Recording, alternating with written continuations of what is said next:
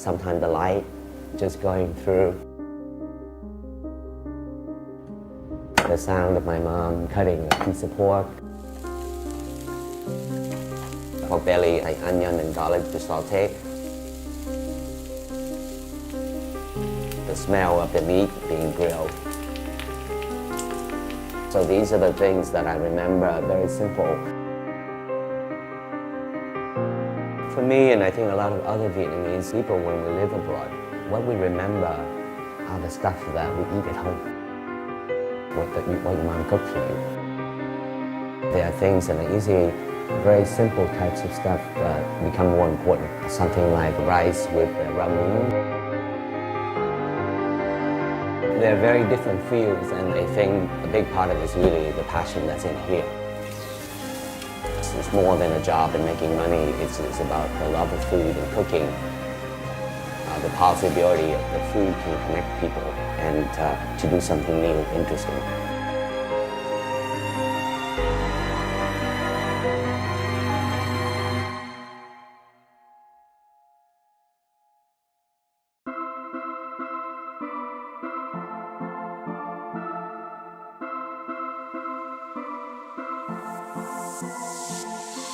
I think my cooking style reflects who I am. Part of my identity is being BQ, an overseas Vietnamese. I have lived in many places in Hong Kong, New York, and London before I returned to Vietnam 2 years ago. And this experience is reflected in the way that I cook, which is, for me, we want the food to be distinctively Vietnamese in flavor in the way we eat, but at the same time have an international focus also too.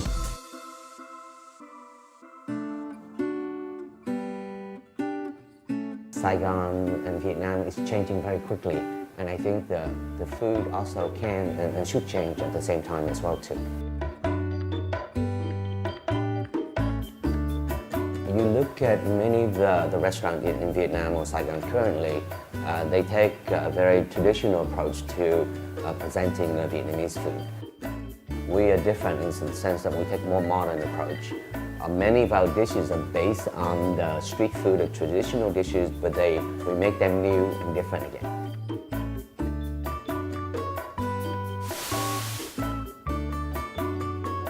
So you look at some of the example of our signature dishes now. For example, we have the bánh taco that looks like a bánh but tastes like a Mexican taco.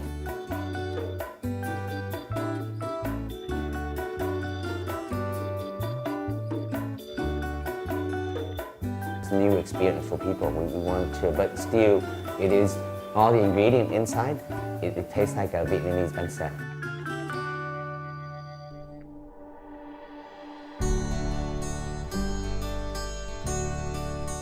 The Đà Lạt pizza, which is basically a grilled rice paper base. We put local real cheese on top, and so it has a combination of both being Vietnamese and international at the same time without Đà Lạt style pizza, for example.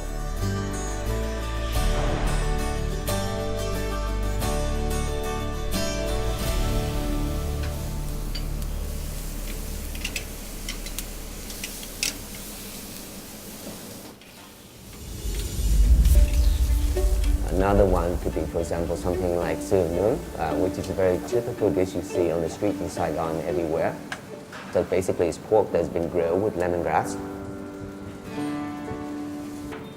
We cook this, what we call sous vide, with a modern technique for about 6 hours to keep the moisture, and then we grill it, and we cut it so it looks like a piece of steak.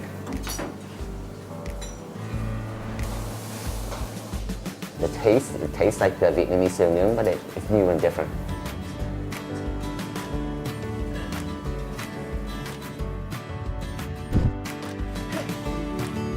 Some people call the cooking that we do at Ang Saigon now is fusion, which is fine, but I would prefer to call it modern or new Vietnamese cuisine.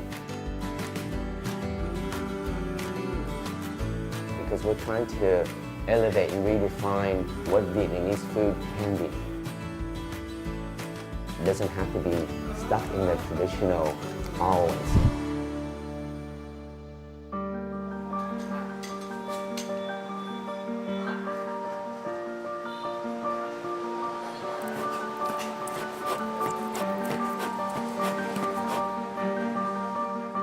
for people outside of Vietnam, when they think about Vietnam food culture, usually two things come to their mind. The first thing is usually pho, and then the second thing is the bánh mì. So these are the two iconic dishes that associate with the Vietnamese cuisine, particularly outside of Vietnam. When they think about pho, bánh mì, or Vietnamese cuisine in general, they think it's really good, tasty, but it has to be cheap also too. You can get the bánh mì outside for about 20,000 dong, or for maybe for 60,000 dong, so it's about $1 to $2 US. And we take something like that and we make something that is $100. And a lot of you suggested I go try the $100 bánh mì and the $100 bowl of pho. I am curious to see what actually goes inside a bowl of $100 pho and what goes inside a sandwich that costs $100. With the $100 pho, $100 mì, we do something that's a little bit crazy. First, it's a bit of a shock to people. So we have probably the most expensive pho and the most expensive bánh mì in the world, right here in Saigon. Part of the reason is we also just really want to people to really rethink of what Vietnamese food or the sandwich or the pho can be by doing something new, taking a new and different approach to it. With the $100 price tag, it gets people attention.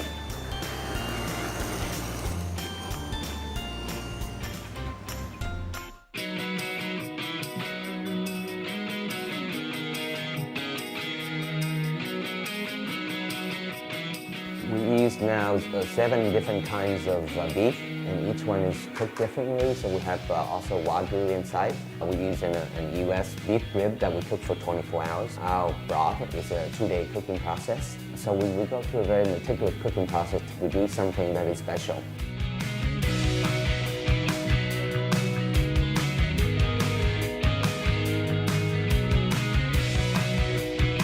With the bánh mì, we take a sandwich which is already one of the best sandwiches in the world already.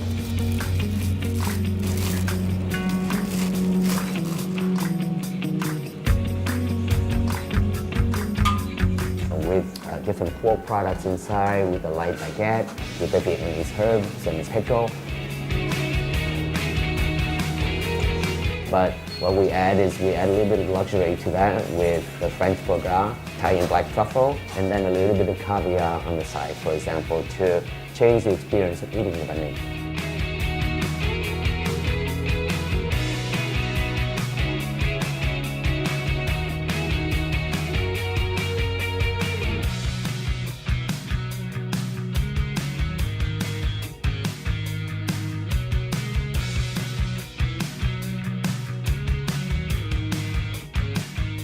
When people traveling or they come into Vietnam from other places, I think it's about the experience. Food is very important too, but in the end of the day, it's something you eat. And I think with $100 pho, $100 mì, number one, we create curiosity in people. They wonder what this thing is.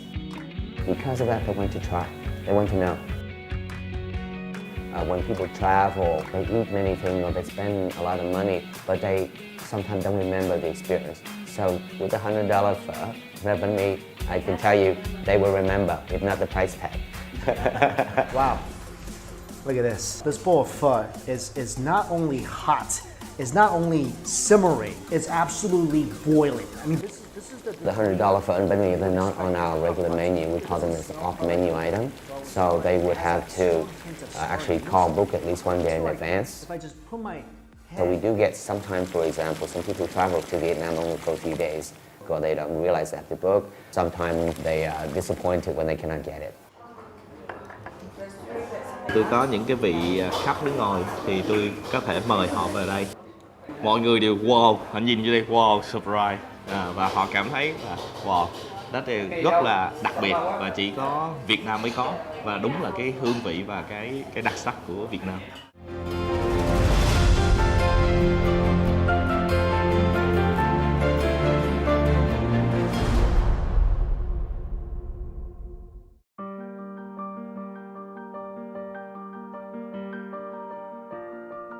I was born in Kodak. It's a small village. It used to be a tea plantation the French built.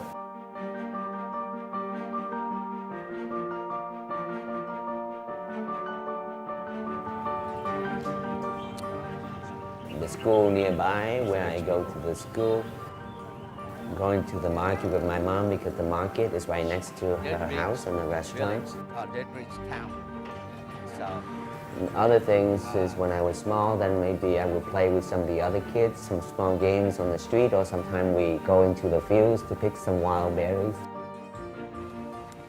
It looks a lot smaller than I remember when I was a kid. We used to have to walk all the way from the village, walk up every day to come up to school. So it's a lot of work. Classroom I went to in here, you see it?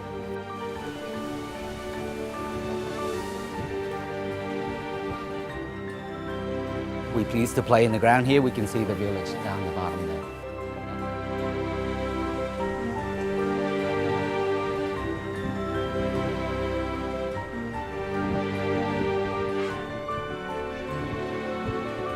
I left Vietnam when I was about 12 years old and I went to the US and I was adopted by an American family.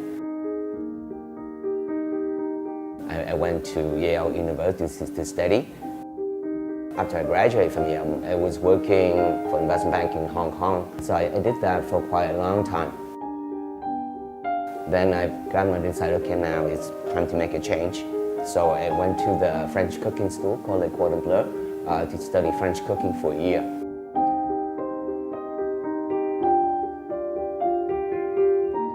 Certain things that we remember all the time. As I grow up and I lived in many countries outside of Vietnam, I think part of the kitchen I remember just sometimes the light just going through. The sound of my mom maybe cutting a piece of pork. The process of making the mì Quảng is you take a piece of pork, like onion and garlic to saute. So there's the sound, the smell that coming through after it's been cooked. When making nem nướng, she has to pound the meat, so there's the sound of the pork meat being pounded and then make into the meatballs.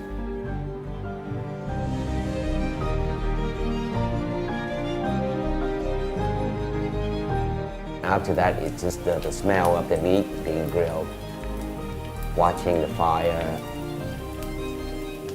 So these are the things that I remember, very simple types of stuff.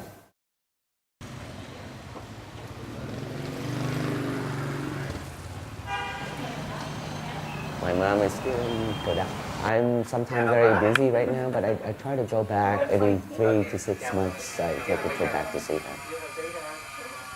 Her leg getting weaker, and her health is not as strong as before, but her mind is extremely strong. She's very aware of everything. She still has a good sense of humor. She can remember everything, and she's always been a very strong, independent person.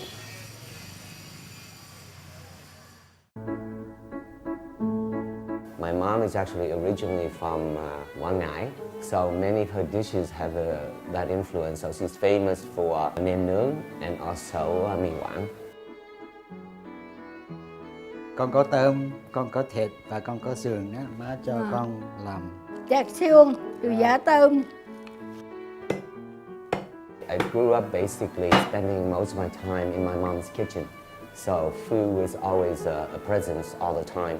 So I grew up eating those dishes often and watching my mom cook those things. So those dishes, for example, are very close to my heart. Được rồi. Rồi, được rồi. Nhỏ hun rồi.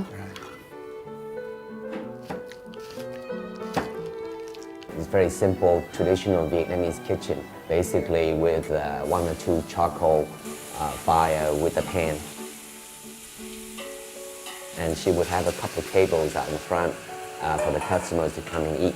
So it's a very simple, traditional Vietnamese kitchen, and she used that to serve food to people in the village, basically. Sườn nó để lại hả? Dạ, sườn đó mình để lại tại vì có nhiều sườn rồi mà nhiều thịt không ngon phải không?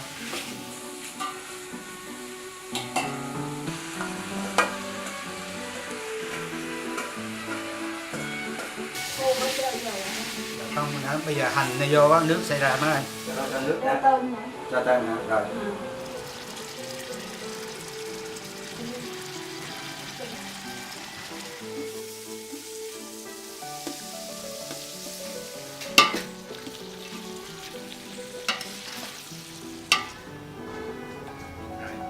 Chừng nóng á. Nóng. Ok. Ok. Ok.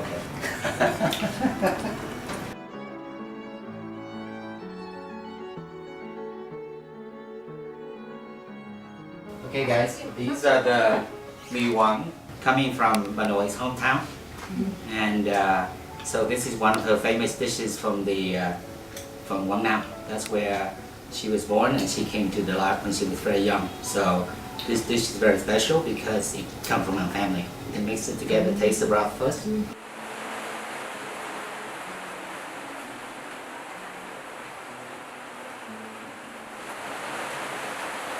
Okay. And shrimp. Vừa ăn hả không? Dạ vừa rồi. Nhưng mà nấu riết là không. Không, thường thì nó nấu mà mặn quá. Nhưng mà hiện tại cái này vừa rồi. It's very good. I don't normally have very spicy food. This is very nice though. It's not. It's a light sort of spicy, sort of addictive. Do you like it? Yeah, I do.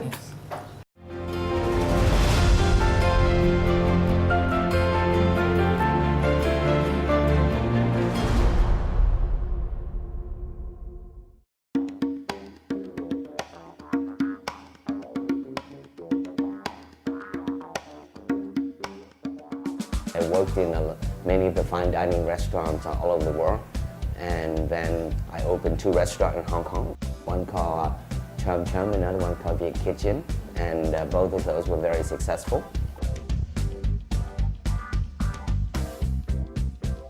About 2 years ago, I decided to return to Saigon to do something new and different here. That's why we opened Angan Saigon about 2 years ago. For me, the name is very important to the identity of the restaurant. So I spent a lot of time trying to come up with something that reflects the identity. For the Vietnamese people, Anh or Cơm is very important. The Vietnamese language is monosyllabic. We have only 1 syllable per word. So I decided to kind of put the 2 together, Anh and Anh together, to create the name of the restaurant. Even in our food, we take a little bit of a playful, modern approach to the food, and that's why we want also the name to be, there's some fun in the name in itself.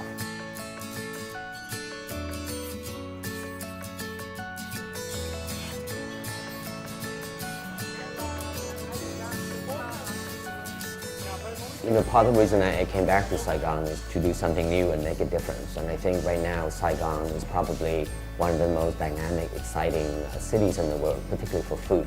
So it has a lot of potential, but I think right now we're not quite on the global culinary map yet. And I think, but it has a lot of potential.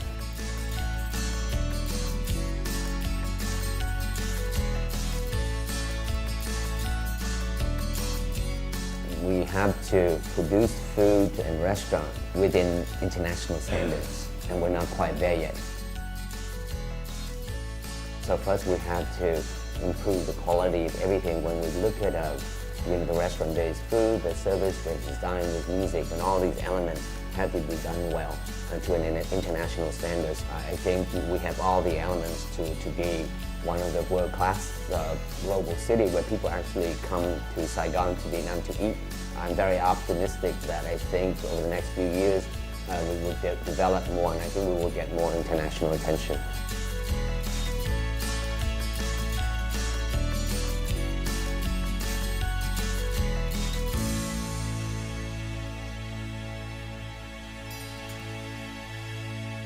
You know, at Angan Saigon, what we're aiming to do is really, elevate the Vietnamese cuisine from, let's say, street food, traditional food, into more gourmet and fine dining level.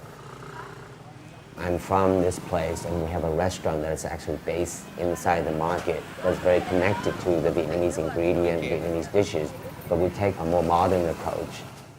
By combining this kind of local with an international modern approach, I think we can create something new that I think could be of interest to not only the Vietnamese people here, but also people outside of Vietnam as well too. The heart and soul of the food of Vietnamese cuisine, when you look at it, there's really two categories. One is the food that we eat at home. We call ăn cơm, for example, that are rice-based, let's say with rau muống, rice, or thịt luộc with rice, and these are the core of the traditional Vietnamese eating. And then we have another category we call ăn chơi, which is the food that's eating outside the home. When we're talking about, let's say, nhậu, eating, or when we talk about the bánh mì, we talk about phở.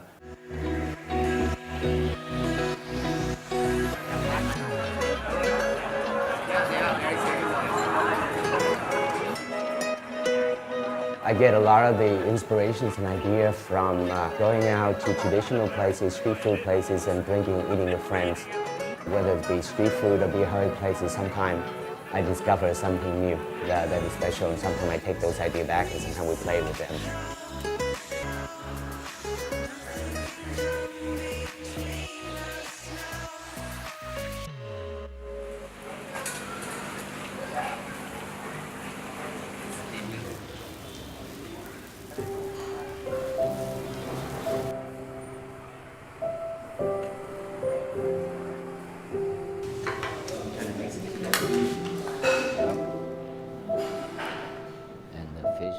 I think food is very important for Vietnamese people, but I think for me, And one piece of the crispy. because my mom cooks all the time, and that's her life. And also the appreciation of good food, good cooking, because that's the environment I grew up in, so that is what I absorb inside me.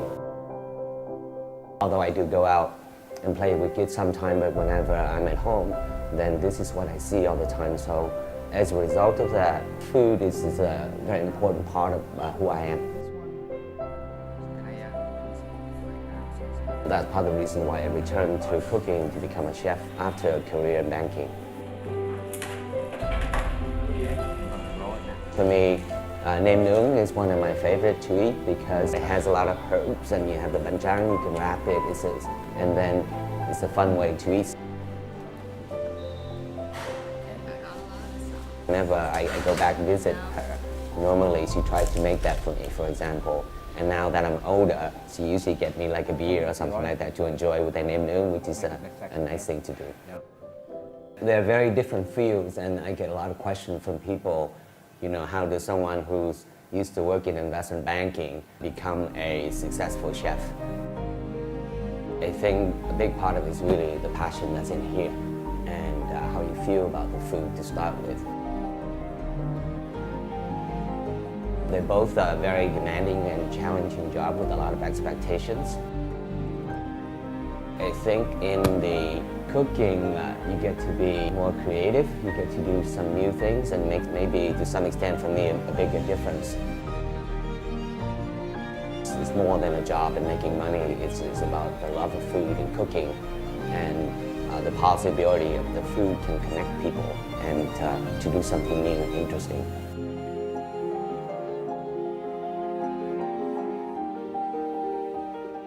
For me, and I think a lot of other Vietnamese people, when we live abroad, what we remember are the stuff that we eat at home, what your mom cooked for you. There are things that are easy, very simple types of stuff become more important. Something like rice with the rau muống that is everywhere in Vietnam. They're cheap, but in the US, for example, or Hong Kong, they're not available, not cooked the Vietnamese way. So sometimes you remember very simple things like that.